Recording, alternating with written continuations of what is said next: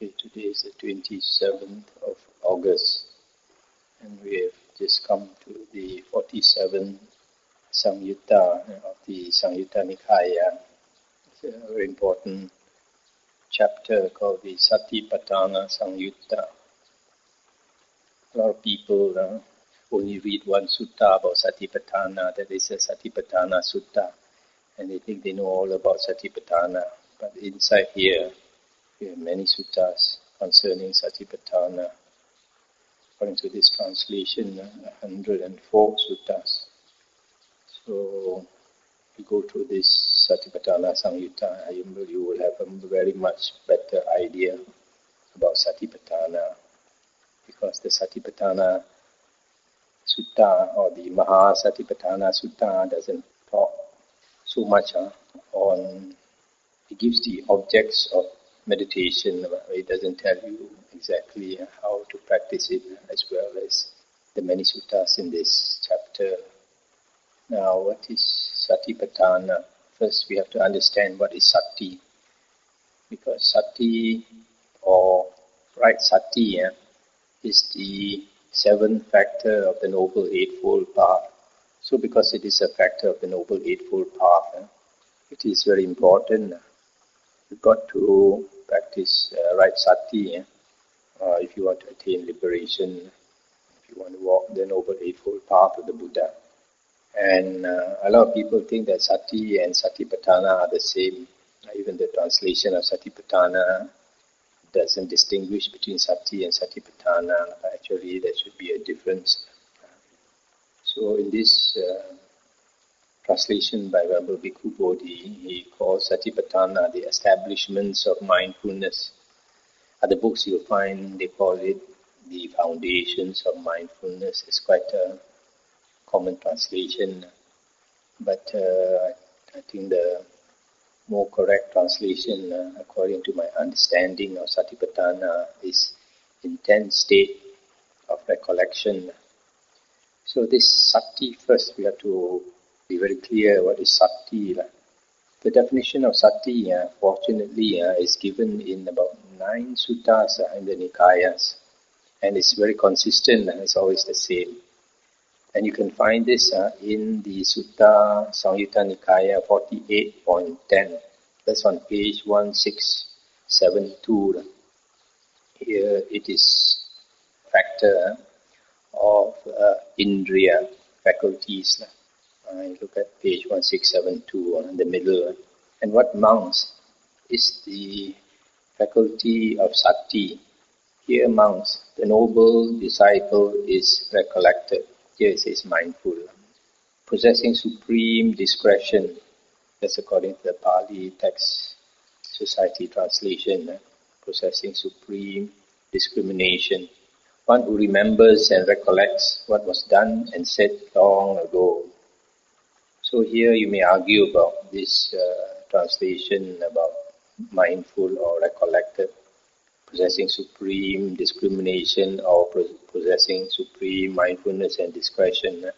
But you cannot argue about the last part.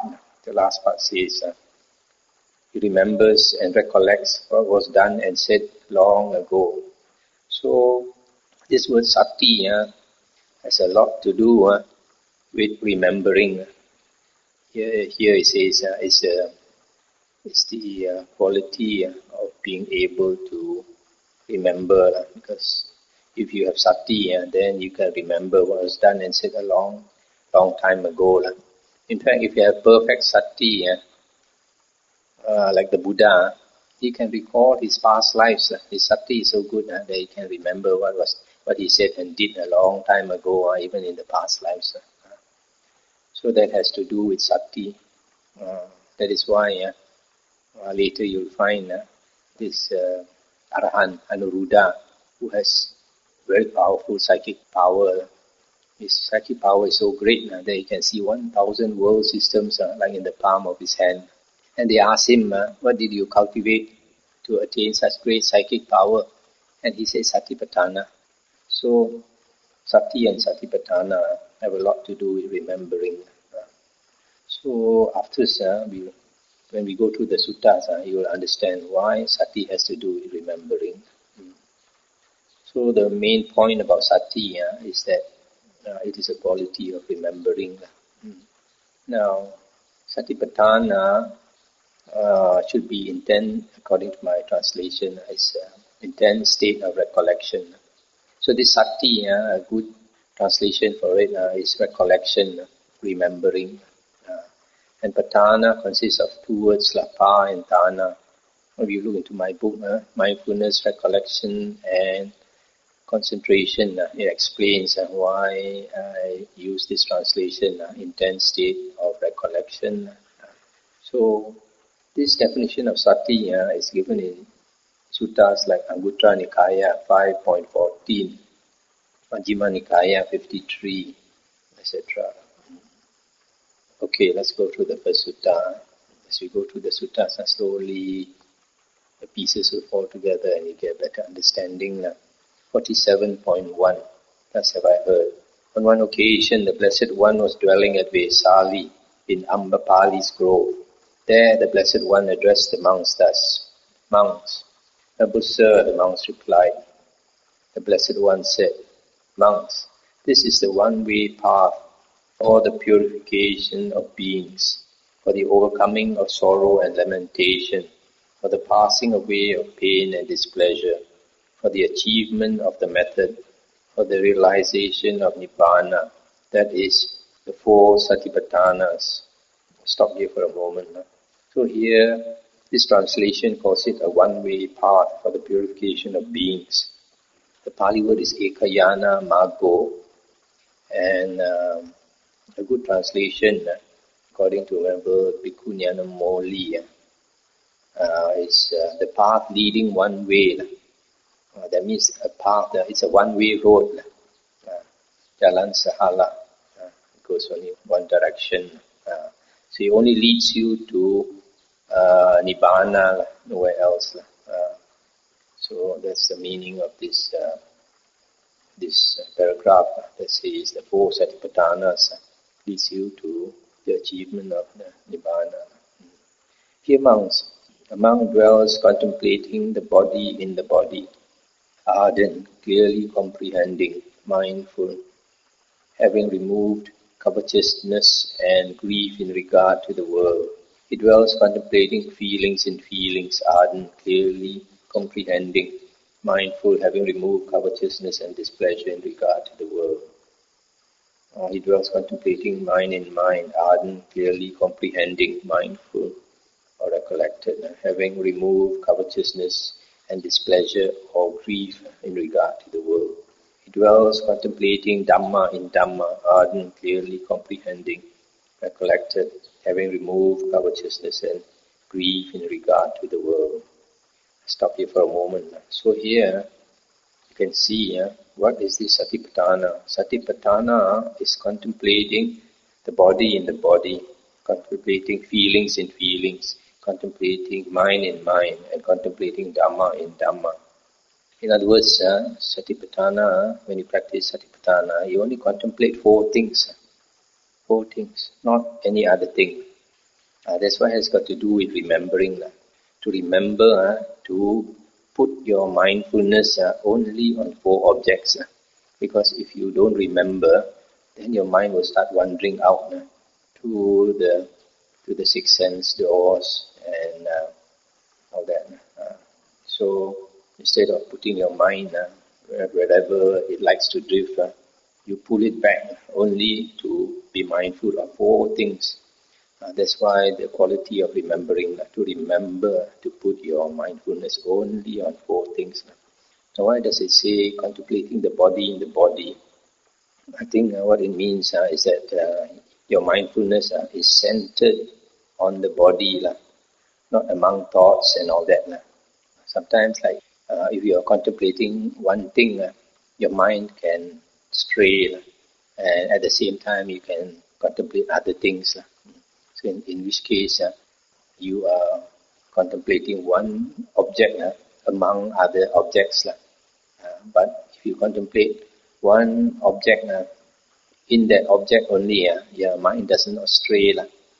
It's fully focused on one thing only.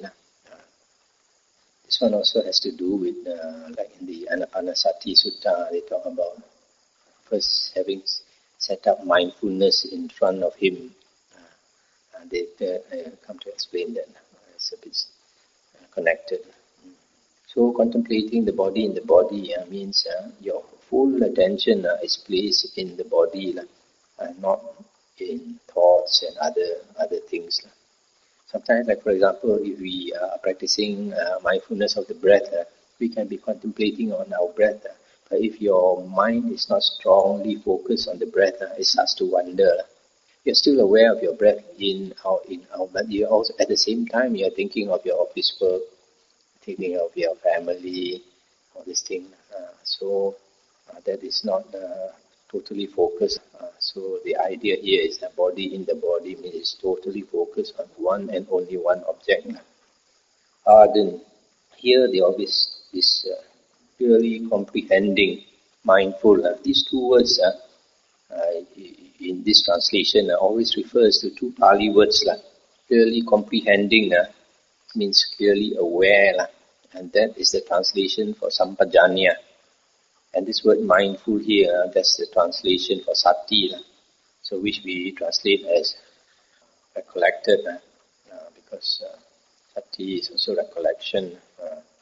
So you can say mindful, recollected, having removed covetousness and grief in regard to the world. This one I explained before, covetousness and grief in regard to the world. This arises when you crave for sensual objects like sights, sounds, smells, tastes, touch, thoughts. So when you crave for it, you have this covetousness, you want to covet it, you want to possess it. And then if you cannot get it, then displeasure or grief arises. So on the one hand, there's one person who can get what he wants, he continues to want to possess something. On the other hand, if he cannot get it, then displeasure or grief arises. So in other words, this person, if he wants to practice his sati, he gives up the things connected with the world. He does not want to covet, possess things in the world, so that no grief arises. So similarly, he dwells contemplating feelings in feelings, mind in mind, and Dhamma in Dhamma. Here, Dhamma is translated as phenomena. But as we saw the other day when we went through the chapter on the Bojjhangas, it was stated how to practice the 7 Bojjhangas. First, you draw near to an Aryan or Arahant if possible, and then you learn the Dhamma from him. Having learned the Dhamma from him, then you recollect the Dhamma, that is sati. You recollect the Dhamma, and then after you recollect the Dhamma, you start investigating the Dhamma. It's the investigation of states. So although we have these 4 objects of sati here, or Satipatthana, actually the Dhamma, the teachings of the Buddha are the most important, because I mentioned before, there are only 5 occasions when a person becomes enlightened, becomes an Arahant, and 4 of them have to do with the Dhamma. The first one is listening to the Dhamma, he becomes liberated. Second one is teaching the Dhamma. Third one is repeating the Dhamma. Fourth is reflecting on the Dhamma. Then only the last is during meditation. So the Buddha's Dhamma is extremely important. So here Dhamma should not be phenomenal, it should be the Buddha's Dhamma. This monks is the one-way path for the purification of beings, for the overcoming sorrow and lamentation, for the passing away of pain and displeasure, for the achievement of the method, for the realization of Nibbana, that is, the 4 Satipatthanas, 4 intense states of recollection. This is what the Blessed One said. Elated, those monks delighted in the Blessed One's statement. That's the end of this sutta. So, this sutta, I think, is the first part of the Satipatthana-sutta. So this is the basic, gives you a basic idea of the practice of Satipatthana, that you only contemplate 4 things. The second sutta, 47.2. On one occasion, the Blessed One was dwelling at Vesali in Ambapali's grove. There, the Blessed One addressed the monks thus: Monks, Humble Sir, the monks replied. The Blessed One said, Monks, a monk should dwell Sati-sampajanya. These two words, here we come across them again. Mindful and clearly comprehending is their translation, but I prefer recollected and clearly aware. Clearly aware also means mindful. This is our instruction to you. And how monks is a monk sato? Here sato, this is mindful. Sato comes from the word sati. We can say how is a monk recollected. Here monks, a monk dwells contemplating the body in the body, ardent, clearly aware, recollected, having removed covetousness and displeasure in regard to the world. He dwells contemplating feelings in feelings, mind in mind, Dhamma in Dhamma. It is in this way that a monk is recollected. And how monks does a monk exercise? This is sampajano, clear awareness or mindfulness.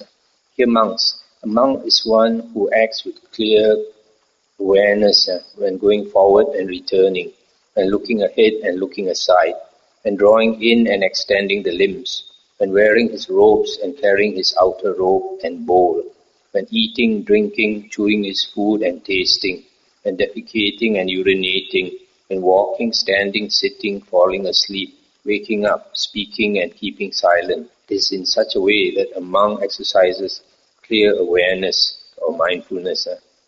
Monks, a monk should dwell recollected and clearly aware or mindful. This is our instruction to you. So here, the meaning of these two words, sati sampajanya, is very clearly spelled out here. Sati means putting your attention to contemplate only four things. That's why it has a lot to do with remembering.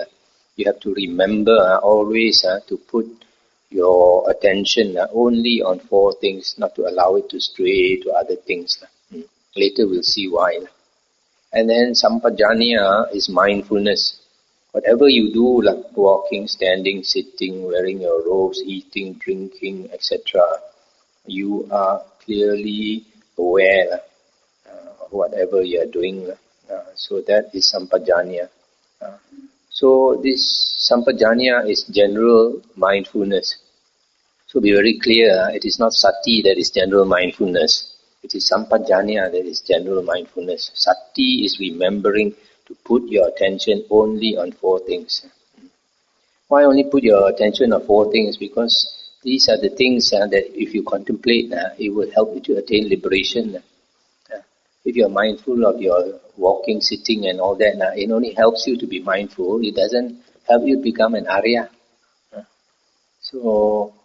But even though it does not help you to become an Arya, this sampajanya, mindfulness, helps you to keep your mind focused instead of running away. As long as you are aware of your body actions, your mind does not run away. I mentioned this before. Once our mind runs away, you forgot about your body already. For example, when you are sitting in meditation, the moment your mind starts running away, you forgot that you are here sitting in meditation. But the moment you remember, I'm here sitting in meditation, the mind comes back to your body. That's why the Buddha always calls mindfulness of the body as a path to the deathless. Mindfulness of the body. As long as you're mindful of your body, your mind does not run away, does not leak away. Because that leaking away is the asava. Asava, the one that causes rebirth. Okay, the third sutta, 47.3. These suttas are quite important, so I'll be going through most of the suttas. 47.3. On one occasion, the Blessed One was dwelling at Savatthi in Jeta's Grove, Anathapindika's park. Then a certain monk approached the Blessed One, paid homage to him, sat down to one side and said, Humble Sir, it would be good if the Blessed One would teach me the Dhamma in brief, so that, having heard the Dhamma from the Blessed One, I might dwell alone, withdrawn, diligent, ardent and resolute. Stop here for a moment. Many of the Buddha's disciples, after becoming a monk, they have to stay with a acharya, a teacher, for 5 years, basically to learn the suttas and the Vinaya. And after 5 years, the Buddha encouraged them to go off and stay alone. in a cave or up in the forest or somewhere. So this monk also wants to go off. So he asked the Buddha for some brief instructions. And the Buddha said, "It is in just such a way that some foolish persons here make requests of me. But when the Dhamma has been spoken to them, they think only of following me around." I'll stop here for a moment. So you see this remark of the Buddha. He says, a lot of foolish people, they want to learn the Dhamma from the Buddha. After learning the Dhamma from the Buddha, they want to stick close to the Buddha. A lot of disciples are like that. They like to stick close to the teacher.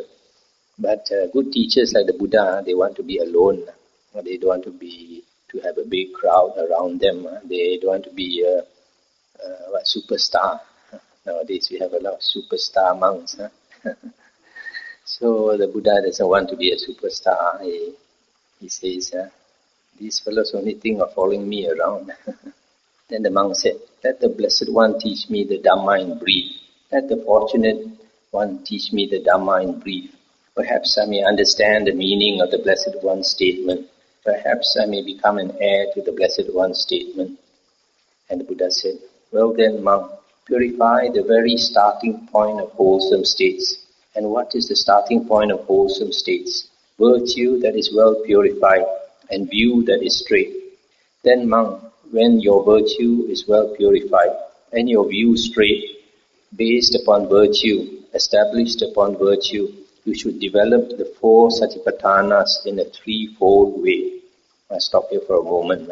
So here the Buddha is saying that actually later he will explain how to practice the 4 Satipatthanas in a 3-fold way. But the Buddha is telling this monk, basically before you practice Satipatthana, you have 2 foundations you have to establish. One is Sila, Aryan Sila. Aryan Sila actually is not so difficult. A lot of people think Aryan Sila, when the Buddha says an Arya has got perfect Sila, people think, wow, perfect Sila is very hard to keep. The monk already got 227 precepts. Maybe that is perfect Sila. But it is not. In the Buddha's Noble Eightfold Path, 3 factors constitute Sila: right speech, right action, and right livelihood. Right speech consists of 4 precepts. Right action consists of 3 precepts. Right livelihood means not harming others, and that is covered by right speech and right action already. So actually, this Sila component in the Noble Eightfold Path, consisting of these 3 things, is actually 7 precepts. Only 7 precepts. If you can uphold 7 precepts, you have the qualification to become an Arya. So it's not so difficult. A lot of people think it's so difficult. So that this is the Sila, the virtue that the Buddha is talking about. Aryan Sila. First you must have Aryan Sila. And then you must have right view. View that is straight is right view. Right view means basically understanding the 4 noble truths. And if you listen to some of my talks, I've quoted the Majjhima Nikaya, I think 43, where the Buddha, where it is stated that to attain right view, you need to hear the voice of another person, basically the teaching of the Dhamma from somebody else. You cannot attain right view on your own. And the second condition is yoniso manasikara, having careful attention or proper attention. Only these 2 conditions, if you listen to Dhamma with proper attention, you can attain right view. And it is mentioned in, I think, Anguttara Nikaya 9.20, that a Sotapanna has right view. So once you have attained right view, you have entered the stream. And once you enter the stream, it takes some time. In that same lifetime, you will become a Sotapanna. The stream enterer, first path, will change to Sotapanna, the fruit, within the same lifetime. So what the Buddha is saying is that first you have to keep your Sila, moral conduct, and then you learn the Dhamma until you understand the basic 4 noble truths. And then only you practice Satipatthana. And then the Buddha says, what for? What for, Satipatthana?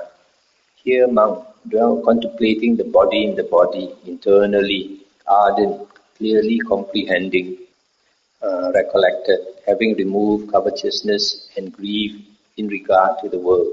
Dwell contemplating the body in the body, externally, ardent, clearly comprehending or mindful, recollected, having removed covetousness and grief in regard to the world. Dwell contemplating the body in the body, internally and externally, ardent, clearly comprehending, recollected, having removed covetousness and grief in regard to the world. So here the Buddha is saying that contemplation of body can be done in 3 ways. One is contemplating the body internally, that means your own body. And then the second one is contemplating the body externally, external bodies, maybe your children's body, your wife or husband or anybody. And then you are contemplating both internally and externally the nature of the body. So that is body. And then in a similar way, you are contemplating feelings, mind and Dhamma, internally and externally, and both. When monk, based upon virtue, established upon virtue, you develop these 4 intense states of recollection, thus in a 3-fold way. Then whether night or day comes, you may expect only growth in wholesome states, not decline. Then that monk, having delighted and rejoiced in the Blessed One's statement, rose from his seat, and after paying homage to the Blessed One, he departed, keeping him on his right. Then dwelling alone, withdrawn, diligent, ardent and resolute, that monk, by realizing it for himself with direct knowledge, in this very life, entered and dwelt in that unsurpassed goal of the holy life, for the sake of which clansmen rightly go forth. From the household life into homelessness, he directly knew, destroyed his birth, the holy life has been lived. What had to be done has been done. There is no more for this state of being. And that monk became one of the Arahants. So here, the important teaching in this sutta is that before you practice meditation, you must have good moral conduct, and you must also possess right view. That means you must listen to the Dhamma and get right view first before anything else. That is why in the Majjhima Nikaya Sutta 117, it is mentioned that when you practice the Noble Eightfold Path, you must always start with right view. After you get right view, that will lead you to right thoughts, and right thoughts will lead you to right speech, etc. So a lot of people, they come into Buddhism and they start practicing meditation without a good knowledge of the Buddha's teachings. Sometimes they are practicing wrong methods, they don't know, and they waste many years.